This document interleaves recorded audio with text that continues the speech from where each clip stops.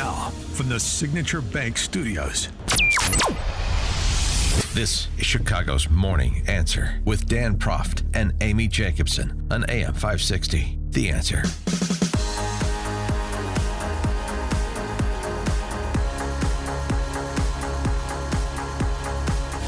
Top of the morning, Dan and Amy. Big news over the weekend. The Israelis striking Hezbollah's senior leadership and taking out its longtime terrorist leader, Hassan Nasrallah. This terrorist was responsible for the Beirut barracks bombing in '83 that took 241 Marines, hijackings, kidnappings, torture, basically death, pain and death. And yet he's freaking, they're so lost. This is DC press corps. I mean, a man who empowered Lebanon's once downtrodden and impoverished Shiite community. That's Jeff Bezos' outlet. Seen as his supporters as a charismatic and shrewd strategist, idealized by his Lebanese Shiite followers, Associated Press. New York Times, powerful orator, beloved by many Shiite Muslims. Of course, the New York Times, this is the same outlet that once upon a time wrote about Adolf Hitler as a Bavarian gentleman who liked to take long walks with his dogs.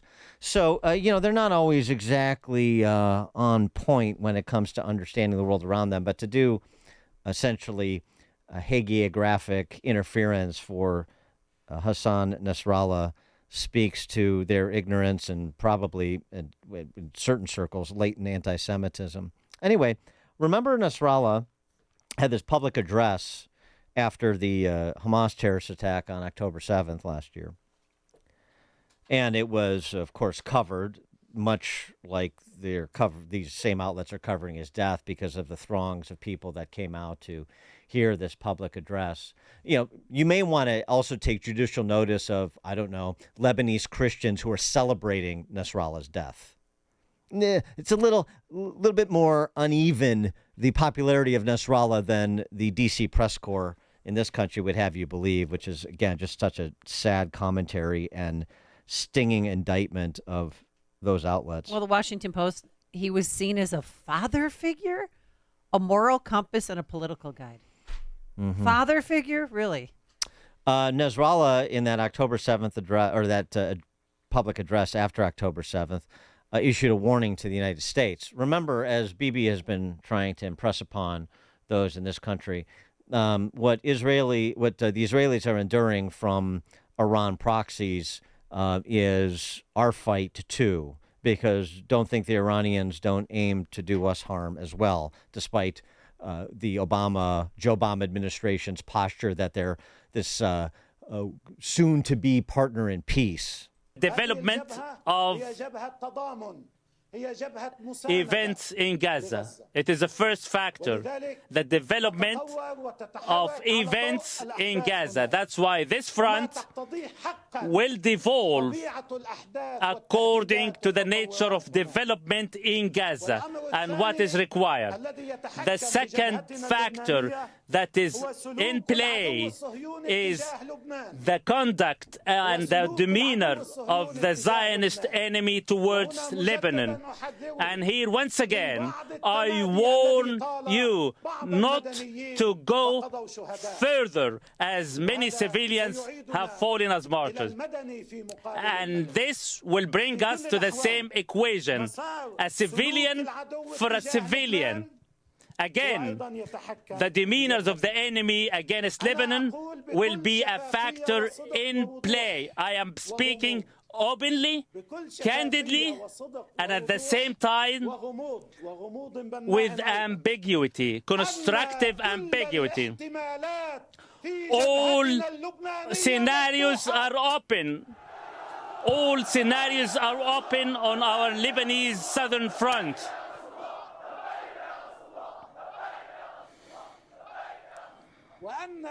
I reiterate, all scenarios are open.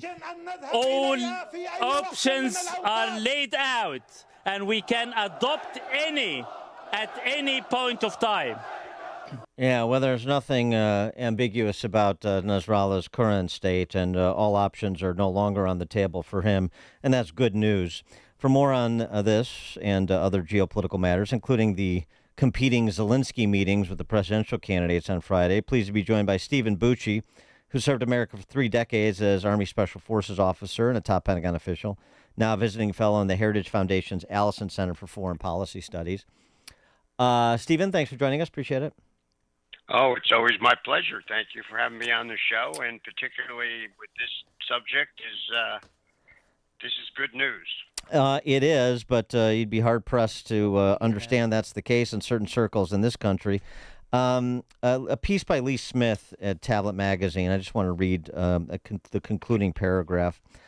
Killing Nasrallah, which is something people should read. He writes, if Washington and the Europeans are appalled by Israelis' campaign over the last 2 weeks, it's because the Israelis have resurfaced the ugly truth that no modish theories of war, international organizations, or even American presidents could long obscure. Wars are run by killing the enemy, above all those who inspire their people to kill yours. Killing Nasrallah not only anchors Israel's victory in Lebanon, but reestablishes the old paradigm for any Western leaders who take seriously their duty to protect their countrymen and civilization. Kill your enemies. That is the traditional view of war, and one that stayed in place at least through the end of World War II. The thought was there in the Cold War that you at least had to have the capability to destroy your enemy and show the will to do so if it became necessary to deter an enemy from doing things against you. And we've seemed to have lost that to the advantage of our enemies. That now we think, we just need to talk to them and find out what their motivation is, and then possibly accommodate those motivations, and then we'll have peace. And it's just wrong. It has never been true, and sadly will never be true. Well, by contrast, and to your point, this administration, that would include Kamala Harris, because as Joe Biden says, they do everything together. Qatar becomes the second Muslim nation whose citizens can travel to the United States without a visa. I mean, Qatar is playing host to, and has played host to, the senior leadership of Hamas. What is that? Well, we've had a long history of these rather difficult relations with stronger Muslim countries.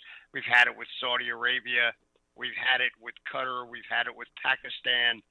Countries that are, in some cases, our best partners when we're trying to do something, are also playing the other side of the line and are housing or assisting our biggest enemies. It's difficult to. Well, so with Qatar, what's in it for us?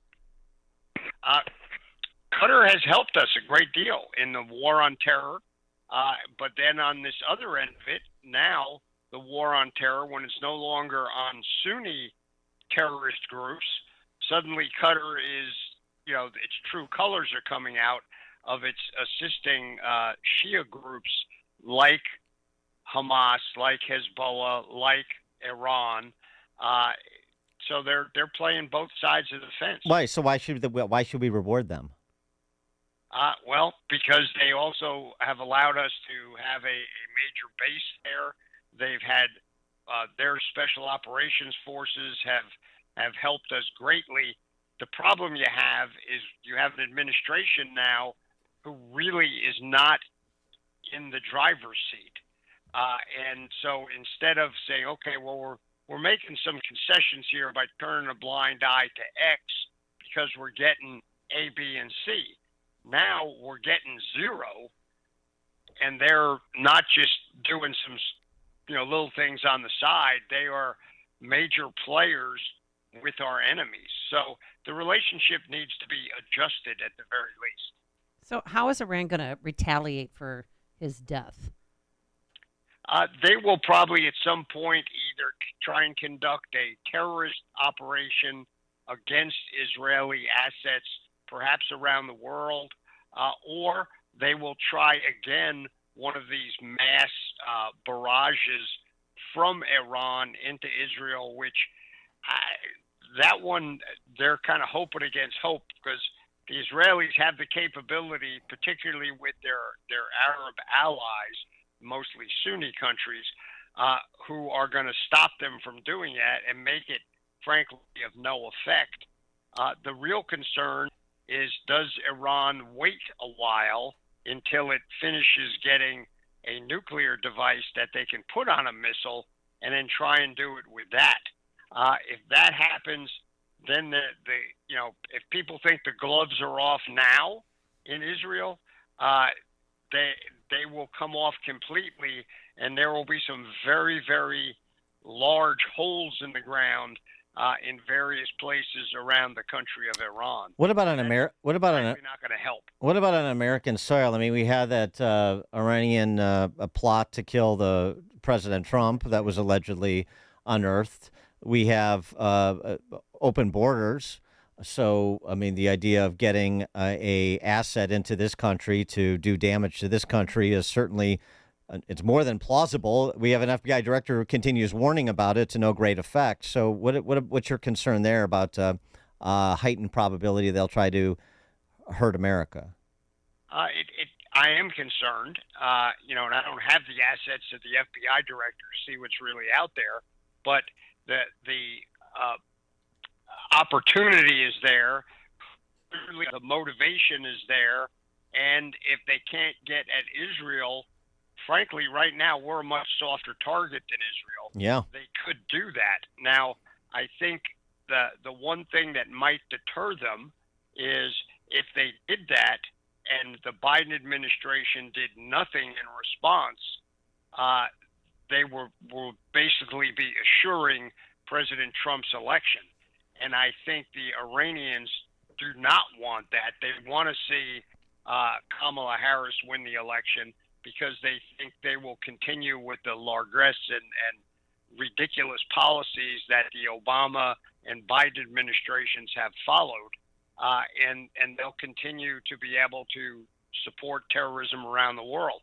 They know if Trump gets back in, they're basically done. Bibi Netanyahu spoke before the UN last week. He had a particularly pointed message, not dissimilar from his address to Congress a few weeks earlier. And I just want to play a riff from Bibi, sort of under the heading, "If you strike us, we strike you." And just ask you if this is something we should be hearing from, I don't know, say an American president? Israel seeks peace. Israel yearns for peace. Israel has made peace and will make peace again.